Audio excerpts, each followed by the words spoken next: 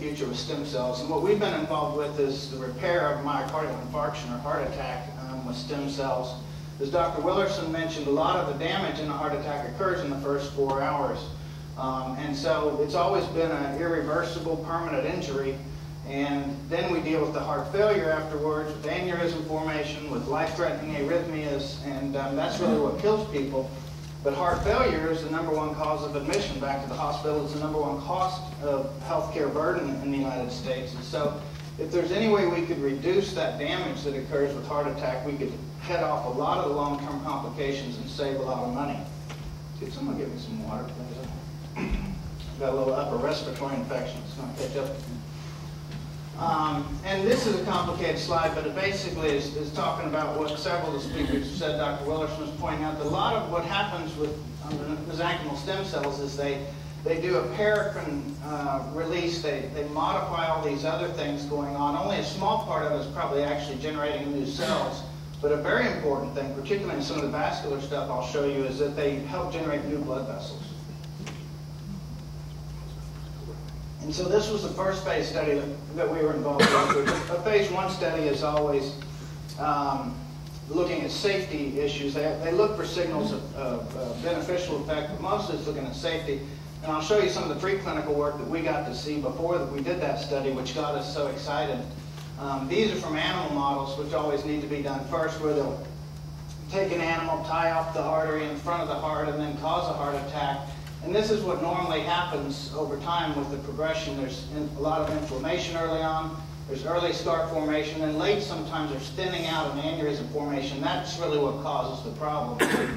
But in these animal studies that they did, they would do all that, and then they would give stem cells through an intravenous infusion. That's what I find so fascinating about this, is they didn't inject the stem cells. They don't even give it down the coronary arteries. You give it through a vein. And in a Star Wars type of thing, these cells go to where the inflammation is, where the injury is, and they start doing all the positive things that they do. And how do you prove that? You label those stem cells with a marker, like you see these fluorescent cells here, and there are the stem cells, even though they weren't given into the heart, they were given intravenously, but they're there now. And so here's the difference in their animal model of a placebo animal with a dense scar, and here's an animal that was treated with their intravenous prochimal therapy. Probably a dramatic example, but it's certainly impressive. And then the phase 1 study was this: only 53 patients, limited number of sites in the United States. I think there were 8 in total, or 10.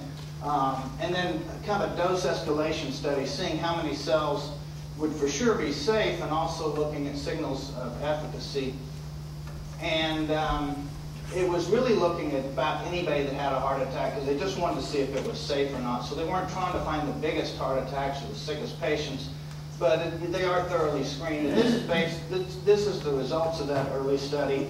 We're just looking at these safety things where they're things that cause the patient to come back to the hospital, and NS means not significant. And so what they saw was it was perfectly safe. One of the things we were looking very closely at was arrhythmias, or extra beats of the heart, because that had been seen in other stem cell studies where they took the stem cells and injected them directly into the heart.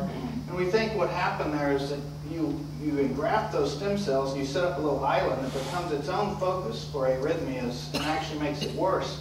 But if you gave it intravenously, it not only didn't cause arrhythmias, but it reduced them in a dramatic way. And so it's probably a much more smooth and consistent engraftment of the cells, and actually with the repair that it goes on, you have less cause for arrhythmias. And that was monitored very closely. In the phase 1, we had to keep people in the hospital for 3 days to monitor that. And these are just looking at other potential complications that might have occurred. And basically, there was nothing that stuck out, including abnormal formation of tissue. And then this was looking at the lung function, because there was concern if you give these cells intravenously and they have to travel through your lungs, and there's millions of cells, they might sludge there. And they did that in animals. If they got up to too high a number of cells, it would clog up in their lungs. So we had to do these very frequent pulmonary function tests to look at how well the patient could breathe afterwards. And what we saw, in fact, is that not only was there not any detriment of lung function, there was actually improvement. A lot of these people were smokers, had chronic bronchitis. And so their FEV1, or their forced expiratory volume in 1 second, improved in the prochimal patients compared to the placebo patients. And that was an unexpected finding, and in fact encouraged them now to start trials using this in lung disease. This was a weird thing where we were asked to assess the global assessment when they came back to the office. And remember, we didn't know whether they got cells or not. And we were asked, how's that patient doing overall? Are they back to work? Are they feeling good? And we'd look at it and say, yeah, better or worse, whatever. Well, it turned out that ended up being statistically significant difference. The patients who got stem cells were more vivacious, vital, back to work, doing well. So part of that may be their ventricular function, but maybe there's other things at play. And this is just the arrhythmia thing I mentioned, the PVCs that a lot of people have. If you got the active cells, it was much lower incidence of PVCs than if you got placebo, saline. And the serious one, ventricular tachycardia that kills people, was greatly diminished if you got active cells. And this just looks at the pumping function of the heart, something we call the ejection fraction, the percentage of blood that's pumped out each time. This is a complex slide I don't want to blind you with, but basically it just shows that if you got placebo, you didn't have any improvement in your ejection fraction. If you got Prochymal, there was some improvement, but it was more profound if you had a bigger heart attack. If you started out with an ejection fraction less than 45 to begin with, you got a much bigger benefit. This led them to, in the phase 2 study then, to take a lot more sicker patients that had a lot bigger infarctions, because we think that they actually get the biggest benefit out of this. And this was all done with MRI assessment, which is the most accurate way to look at the heart function. But basically it showed that there was no evidence of any safety issues, that there was some evidence of clinical improvement. This just looks at some of those MRI scans of a patient who had the infarction. You're cutting across the heart now. Here's the left ventricle, here's the blood inside. And this is an area of infarction, and this is what happens over time, where you start seeing less obvious infarction, and now to 6 months now, you're actually seeing very little evidence of it in this particular patient, at least, that did get active cells. And again, this is getting back to the tissue regenerative function, and it probably occurs to some degree. But it's a multifactorial thing that leads to the better pumping action, and that's what this one is showing. This is active contraction of the heart at baseline. And what you see here is that this anterior wall up here is hardly moving at all. In fact, you can see some area of infarction here, but it's just sitting there while the rest of the heart's squeezing. And then at 3 months, you see what degree of improvement there's been. So that's a type of dramatic and encouraging finding that got everyone excited.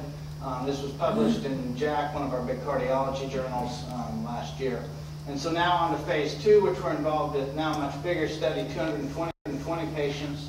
Or 220 patients will be enrolled at 40 sites in the United States. And we were lucky to be the first site to enroll a patient in this, and we've enrolled far more patients than any other site, actually. And so it looks like we'll end up being the leading enrolling site in this, and that's something we're proud of for being a private practice place. But we have a great group of coordinators who screen. We don't miss patients. We offer every patient the opportunity to be in the trial if they fit the criteria. And then this is just some of the intense follow-up that's required later on. These are the enrollment criteria. And the only thing I point out here is that now we're looking for bad heart attacks, because it has been seen the worse the damage, the better the chance for improvement, in a dramatic way at least. So now we're taking ejection fractions of 20 to 45%. And it's after they've opened the artery up and they have good flow to the area again. But what you need to understand is this isn't in the first day or two of the heart attack with all the drama. This is after the patient goes home. The enrollment criteria for the study is out to 7 days after their heart attack. So these people have actually been discharged from the hospital, and then they come back to our office and they sit in a recliner and get an infusion through an IV for about 30 minutes. We watch them for a couple hours and they go home. So it's a very simple therapy that could be applied anywhere, including in smaller communities someday. And these are just the inclusion criteria that I won't go through in detail with you, in the exclusions, which are considerable. We're still looking for a specific type of patient.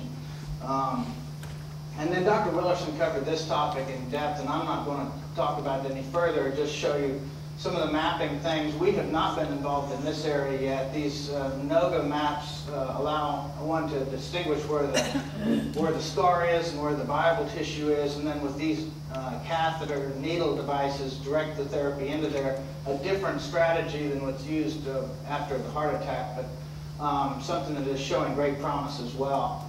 This is the point I just want to make, showing a lot of these trials that were done over the years, looking at trying to grow new blood vessels and showing the considerable improvement that people had in their ability to walk on an exercise treadmill test, how long they could walk. You see that patients often can walk 1 to 2 minutes longer on a treadmill in any of these studies. The thing you need to notice, though, these are placebo patients. And we've seen this particularly in critical limb studies with leg circulation issues, is that if you put a patient in a study and they think you've done something major to them, and the more dramatic the therapy, the more the improvement that you'll see, people get better. And placebo is a powerful therapy for people. I think it's why high colonic enemas work. It's a dramatic therapy, and you're going to feel better. This is something that's so important. If you look at any of this data, is there has to be a control group, and it has to be blinded where both the physician and the patients don't know what they get. The last thing I'll talk about is critical limb ischemia, which is a devastating illness in the United States. There's now about 220,000 amputations a year from this problem alone, which is more amputations than since the Civil War for injuries to the legs. So in 1 year we have more amputations than that. And we've got some therapies, including balloons, stents, roto-rooters, surgery, but it just hasn't solved the problem. And it really is a devastating problem. You see, Marines have had amputation, they're out jogging, but that's not what happens to our patients. A lot of them die, a lot of them, very few of them actually return to an active lifestyle or working. And the problem is, this is particularly a problem in diabetics, which is becoming an epidemic in the United States. And we think that diabetics are up to 40 times higher risk of amputation. And this creates about $10 to $20 billion of cost per year in the United States. And as I said, within a year, a fourth of them are dead. And their follow-up is so expensive if they've had an amputation, but if you can salvage the limb, their follow-up costs are minimal. And then the social and mental costs to the patient are just devastating. I can tell you about taking care of a lot of these people. A lot of them end up in nursing homes. If they get back home, you still have to modify their house so much towards a very costly disease to take care of, where we think $3 billion a year could be used if we could just get rid of a quarter of these. And so stem cells may offer a solution for this. This, I hope, doesn't gross you out, but it's some of the early animal work that was done where they would tie off the leg artery to a rat, and then in these control rats, nothing else was done, and after a number of days, the leg falls off. In my garage, it happens if they miss the trap. But and if you give them stem cells immediately after tying off that artery, what they do is the stem cells cause them to create enough new blood vessels where they salvage that leg. Don't misunderstand that they're growing a new leg. It never fell off to begin with, but they grow new blood vessels which salvage it. And so this is the field of therapeutic angiogenesis. You've heard people already talking about this today, and it's one of the most important things that stem cells can do. We've been working in this field for many, many years with different growth factors, with a gene therapy for those growth factors. And I can tell you it was a disappointing field. You could grow blood vessels, but they really weren't functional blood vessels. Stem cells are much smarter than us. They know how to make the entire blood vessel. And we've now started to understand a lot more about how the body does it naturally. When there is a blockage and you redirect that blood flow, there's a lot of shear forces. You recruit these macrophages, and they're the ones that release the right machinery or the right software to make that happen. And that's basically what the stem cells are doing. And that's been proven by labeling some of these cells and looking at new collateral vessels that are growing in the body. And you can see that all those cells are attached there exactly as you saw in the diagram, and they're releasing those growth factors.